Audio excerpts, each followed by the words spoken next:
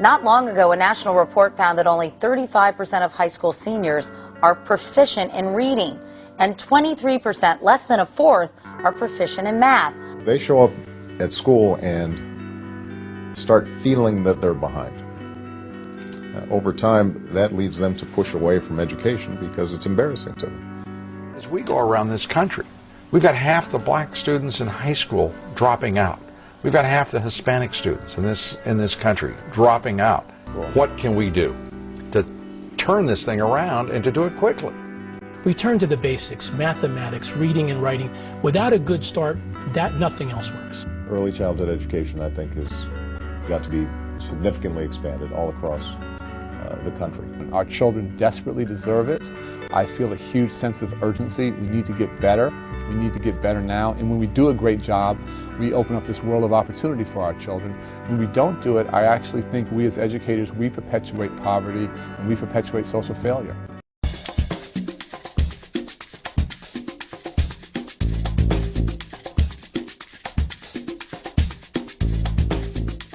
The video you are about to view is a brief documentary on a pilot project at Pasos Preschool in Philadelphia. Our goal is to demonstrate a breakthrough in preschool education based on solid brain research. 2 classrooms of 3-year-olds were chosen for this project. The 3-year-olds were introduced to hundreds of bits of information, primates, insects, presidents, birds of prey, composers, and many more, thus giving them a new way to view the world they live in.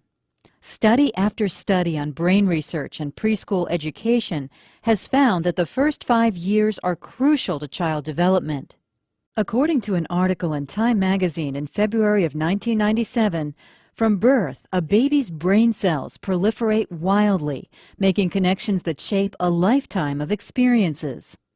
Brain development is activity-dependent, meaning that the electrical activity in every circuit, sensory, motor, emotional, cognitive, shapes the way the circuit gets put together.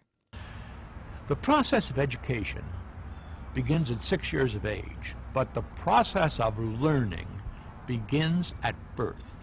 You can teach a baby absolutely anything that you can present to him in an honest and factual and joyous way. Team Children founder Robert Toporek shared with Alfredo Calderon, the CEO of Aspira, the amazing things his son Brian could do at an early age. I discovered a course in brain development before Brian's birth. His mother and I both took that course, and we found, or we left there with some very powerful tools, yet simple and fun, that we could teach our baby how to read, how to do math, and how to learn bits of information. We use flashcards, just words put on paper, Brian, Mommy, and then we would use different flashcards to show him bits of information like seashells, primates, orangutan, apes, monkeys. And we could teach him about artists and inventors and presidents and geography, and whatever it is we wanted to teach him, we would make up bits of information. By the time Brian was 1 year old, he could actually read 1,000 words, count to 100, and identify over 500 bits of intelligence. Count the numbers? Yeah, count the numbers. 1, 2, 3, 4, 5, 6, 7, 8, 9, 10, 11, 12, 13, 14, 15, 16, 17, 18, 19, 20. Kangaroo, giraffe, zebra, raccoon, 3. Good job. 8. 8. 44. Good job. 41. Yeah. 48. Good job. One day the puppies went for a walk. By the time Brian was 3 years old, he was reading proficiently. He had learned the multiplication tables, and he was just well on his way to being a very confident and accomplished learner. After seeing this short video, Alfredo was convinced that he wanted this for the children in his preschool. Team Children distributed 90 computers at a greatly discounted rate. They paid over $3,000 for the 2 teachers and the principal to take a 1-week course on brain development. Team Children then donated over $4,000 of appropriate learning materials, and Robert also contributed over $30,000 of his time every week to coach and work with the 2 teachers. I'm very happy that he's here to support us, because with his support, that's the way we have to move along. He always asking us where we need help and what he can support us, and he worked with us hand by hand. Team Children and you have been valuable because of the training that you provided us, the motivation, the encouragement, and the side-by-side attention with us and the kids. It kept us going. I guess the value of this approach is that they're introduced to a lot of different topics that they may have otherwise never learned about or never heard about. We did amphibians, polygons, insects 2, and insects 1, world leaders, flowers, land vehicles. My children know the numbers 1 to 100. They know count 10 by 10s up to 100. They know time, and they know added, and they know subtraction. My son's name is Isaac, and he's in room 4 with Miss Ponce. At the beginning of the year, Isaac was very shy, and now he's really out there. He has learned to work well with others now. They're excited to learn, and any way that you can get a child excited about learning is great. I'm Maria. Who composed it? What year was it composed? 25. And what year was it published? 26. It's a great school. I mean, they use every bit of puzzles to actually teach the children. I am very happy. And she just, it's like she's reading. She looks at the word, she associates the word with the actual insect, animal, and on a day-to-day basis, she looks at the dollar bills, at the $5 bills, and she associates the presidents with the dollar bills, which is remarkable. It's phenomenal. Money. Core cents. Cents. Okay, so we're using our cents. Penny. Penny. How much is a penny worth? 1 cent. 1 cent. Good. Quarter. Not quarter. Look at the letter. Nickel. Nickel. And how much is nickel worth? 5. 5 what, Miguel? Cents. 5 cents. Mona Lisa. The Happy Family.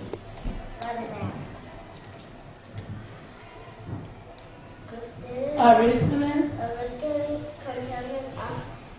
A bus of Homer. What is it? Three musician by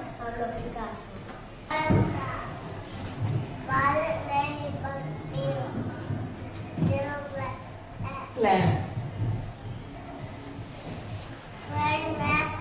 This one.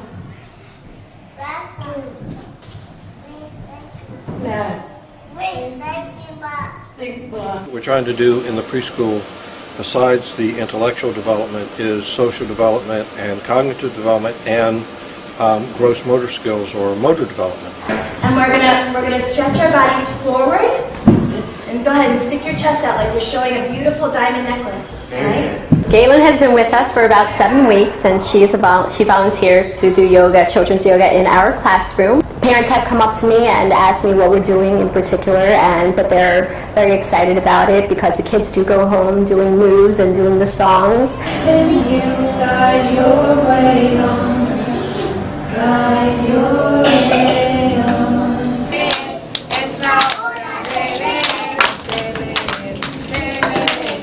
I want you to take your right hand and touch your left ear.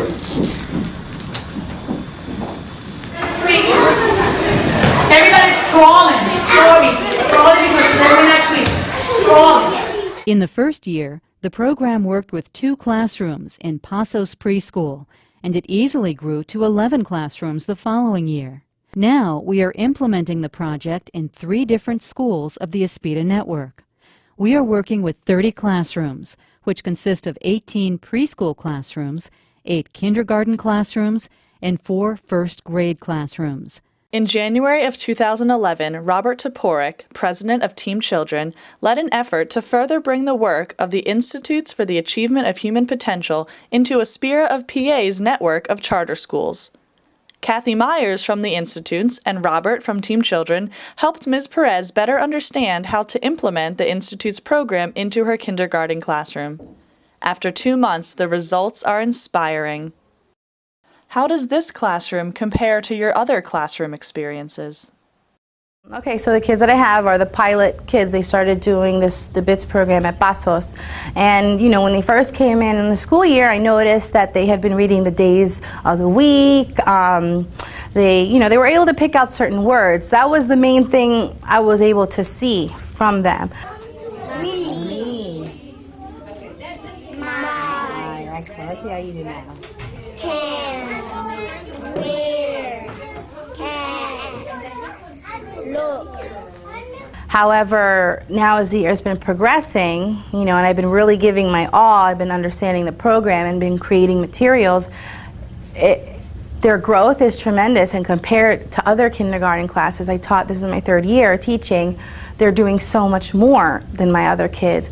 They are wanting to know so much more. So I have to be ready to, you know, be willing, if I don't know that answer, to look up, find the answer and give it to them the next day because they want to know. So they're questioning, you know, and where they go with their thinking is so much farther than any other class that I've ever. Even when I taught 1st grade, I don't think they were thinking like they are.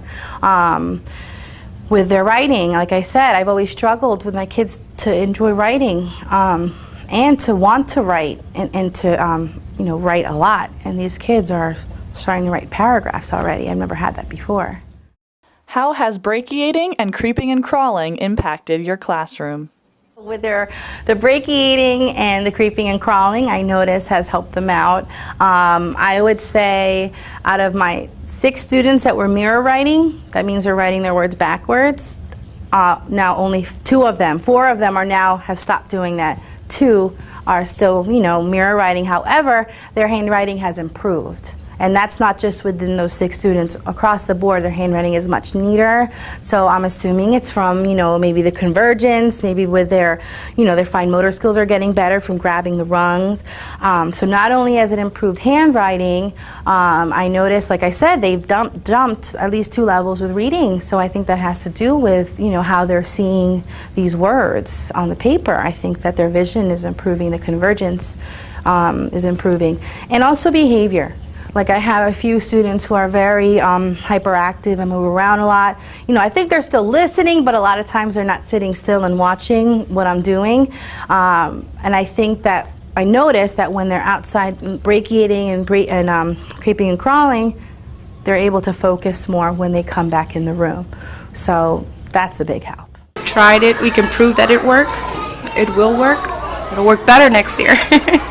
So I'm all for it. Now that they have demonstrated the success of this project, they are also concentrating greatly on expanding parental involvement, which will be crucial to the success of the incoming students.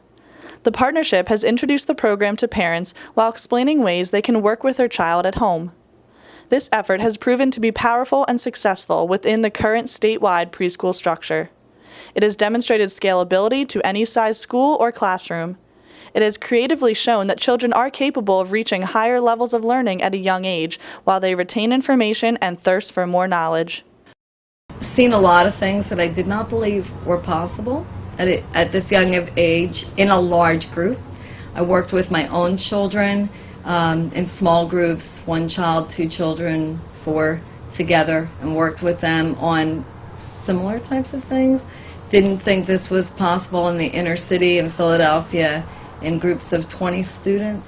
I've seen, even just recently, well, as the years progressed, I've seen more. And it's been exciting to see all the possibilities. Children learning Chinese, children who are learning sight words. We had trouble with kindergarten kids learning sight words. I just saw a teacher do 3 different groups of sight words with kids today, and they were able to name all the sight words to identify them. So I've seen a lot of exciting things that, again, didn't seem possible.